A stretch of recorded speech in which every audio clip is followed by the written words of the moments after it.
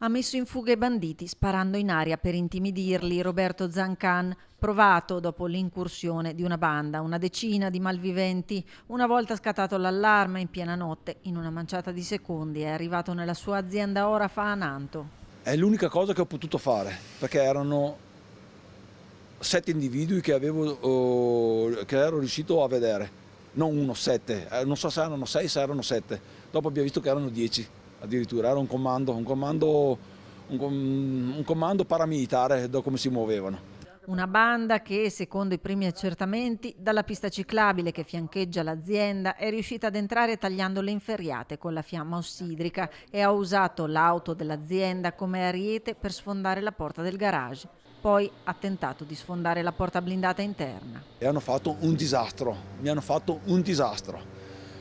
Quando sono arrivato io sentivo dei colpi enormi, però la macchina era dentro il garage che abbiamo, il basculante era sfondato, non riuscivo solo a intravedere. Immaginavo cosa stessero facendo, però non potevo saperlo per certo e dovevo capire se entrare o da fuori contrastarli. Ho pensato di contrastarli da fuori.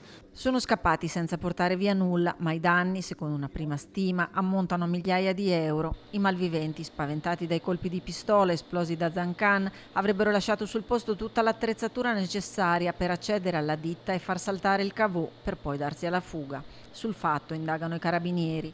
Zancan, a distanza di 10 anni dalla tentata rapina alla sua oreficeria, poco distante da qui, dove intervenne il benzinaio Stacchio che ingaggiò una tragica sparatoria con i banditi, usa parole di rabbia, stanchezza ed esasperazione. Questo è istinto, ma l'istinto l'hanno gli animali, non le persone.